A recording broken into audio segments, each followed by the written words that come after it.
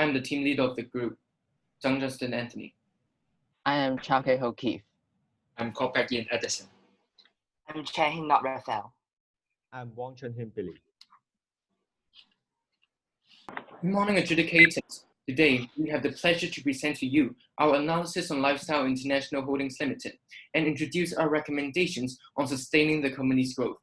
Let's first review the group's vision and market position. To start off, the group's vision is to focus on operating mid to upper end department stores in Hong Kong, that is SOGO, and to continue being the leading lifestyle business operator. Moving on to market position.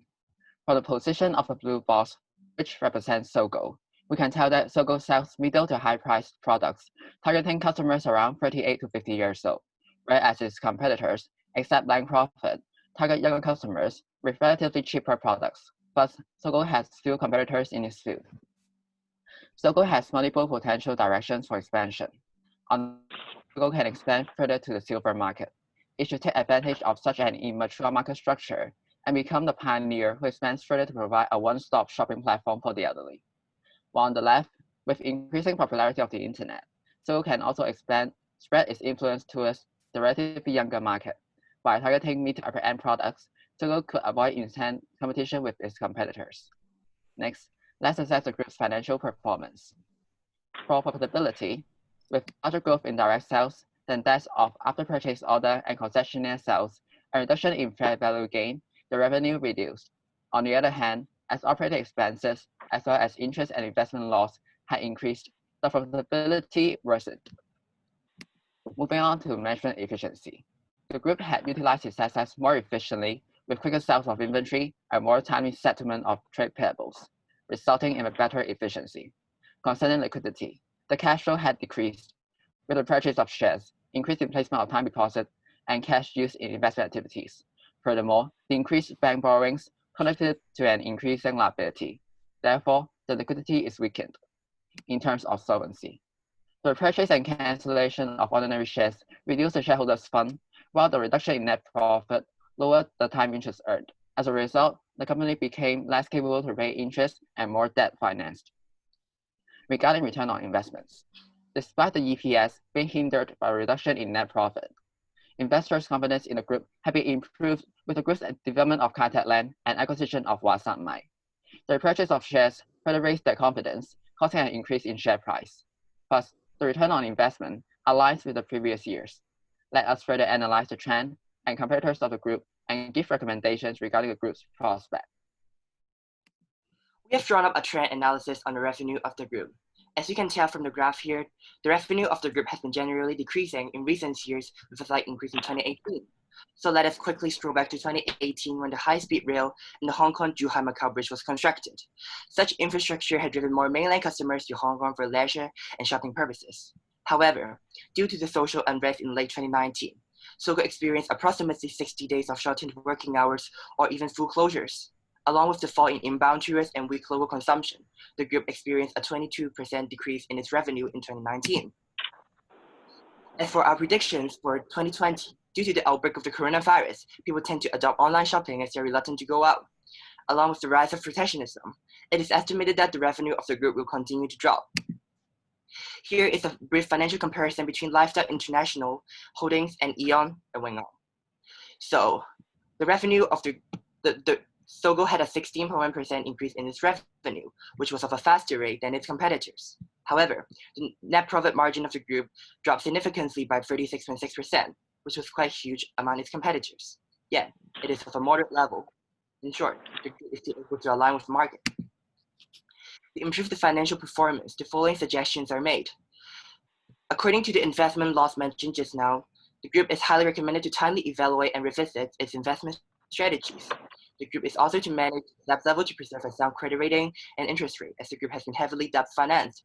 We also realized SOGO's heavy reliance on Thankful Week, which occupied 27% of the direct sales in 2018. So to improve its direct sales in normal days, the group should improve its promotional and selling strategy, as well as enriching its online shopping platform. Before we introduce our business plan, let us first familiarize ourselves with the weaknesses and the opportunities of the group. The major weaknesses of the groups are its unattractive web and e-store and weak exposure on social media. As for the opportunities that the group should grasp, the aging population indicates the rise of the silver market, while the group will also reap the benefit of the rising usage of e-commerce. Moving on to the business plan, we recommend 3 main plans, namely silver market expansion, digital marketing channel, and Japanese food penetration. The 3 individual plans aim to attract different target groups, including elderly-related groups, online users, and Japanese fanatics respectively. Starting off with the silver market expansion. As mentioned in the SWOT analysis, it is an undeniable fact that Hong Kong is becoming an aging society.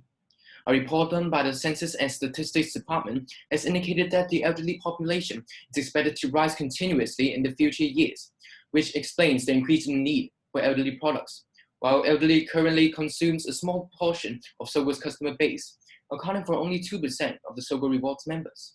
Therefore, we have to put forward an expansion in the silver market with the 2 following plans.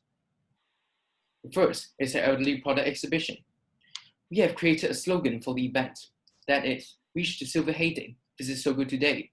This is to show that Sogo understands the needs of the elderly, building a caring reputation while attracting elderly to Sogo. Exhibitions lasting for a week will be held quarterly on the 16th or 21st floor of Sogo Causeway Bay. Each exhibition would have a unique theme, and 15 relevant shops would be invited to set up stalls in the exhibition. Cooperation with hostels and homes for the elderly would also be made, and they would be invited to join the exhibitions. Coaches would also be arranged to transport the elderly to facilitate their commute. They would be given designated time slots of 1.5 hours each during on-peak hours to shop in a relaxed manner, while the public would be able to visit the exhibition at other time slots. As most elderly treat health and safety as priority, we decided to use them as the themes for the first 2 exhibitions, selling health-themed products such as health food and bed products, and safety-themed products like advanced safety gadgets respectively. By building brand awareness among elderly, there would be a high possibility of them to visit the remaining exhibitions, with the themes being relaxation and entertainment. Promotion would also be made by giving $20 Sogo reward coupons. After the exhibitions, popular shops with high sales results would be invited to join Sogo to become regular merchants to ensure long-term sustained growth. Regarding the target group, we would mainly target the elderly and their second generations as well as the soon-to-be-olds. However, as our survey showed that a large percentage of the soon-to-be-olds and second generations purchase products for elderly in a frequent manner, they are expected to take up the majority of the customers. Another plan is the elderly discount scheme.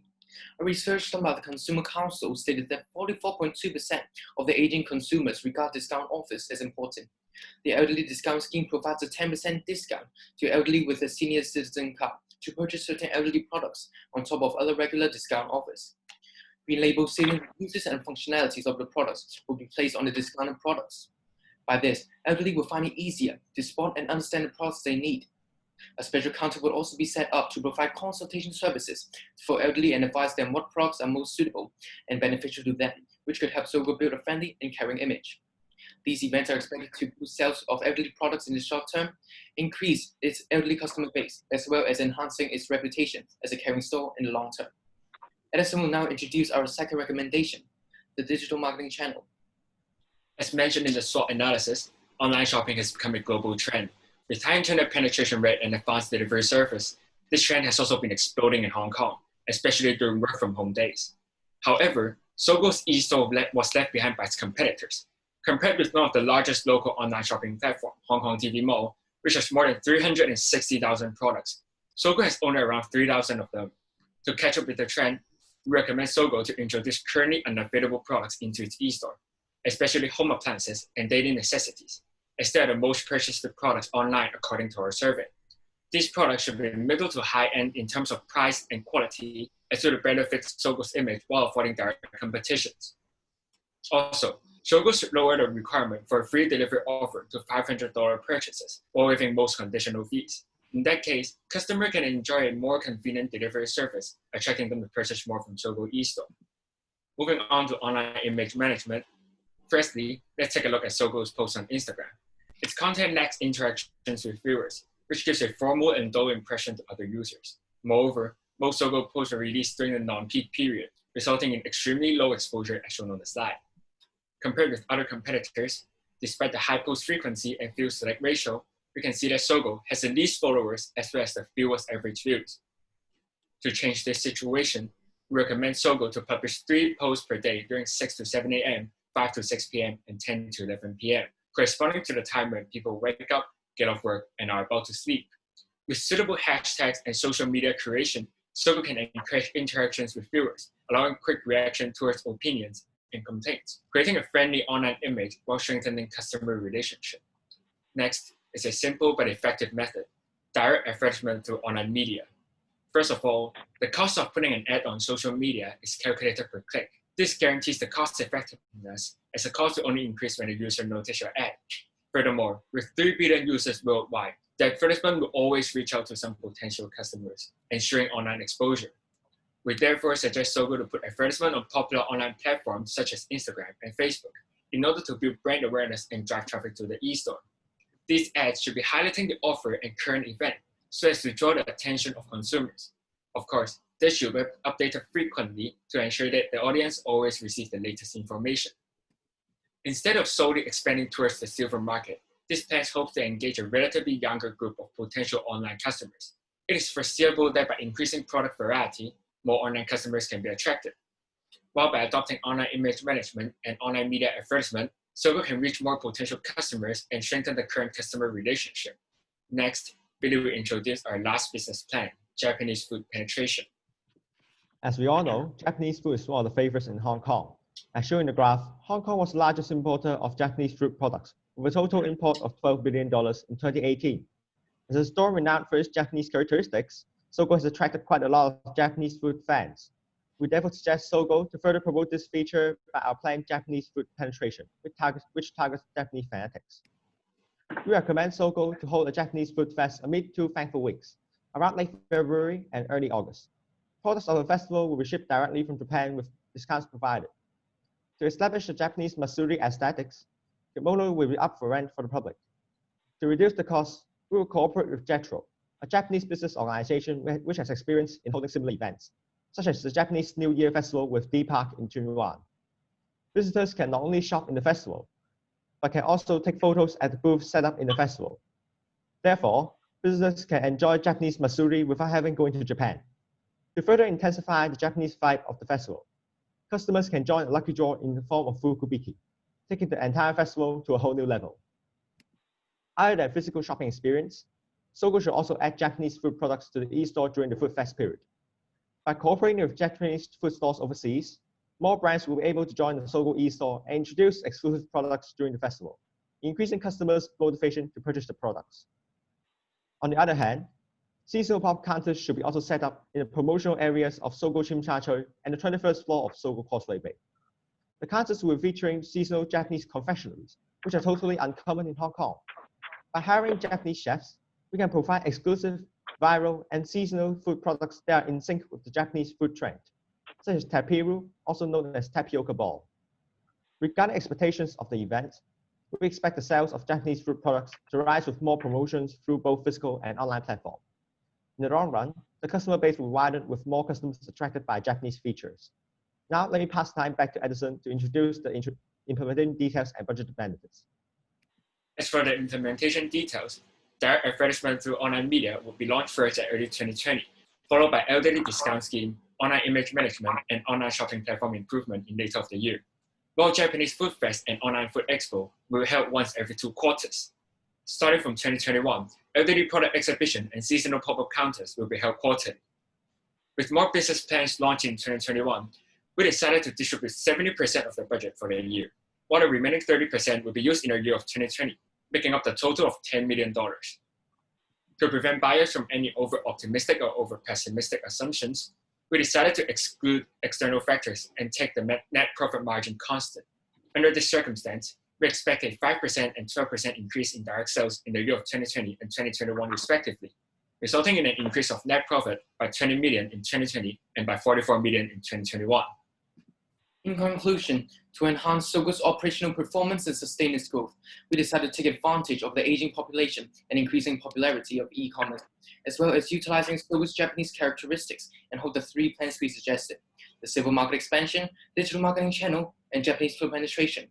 It is expected that Sogo's customer base will be widened and its reputation and image will be enhanced as well, resulting in a huge boost in sales.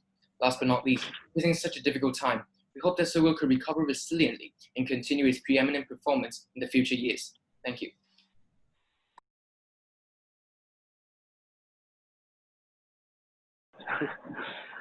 Thank you, guys. I think you have done a very, very good job, both in terms of the presentation and the information, obviously. And just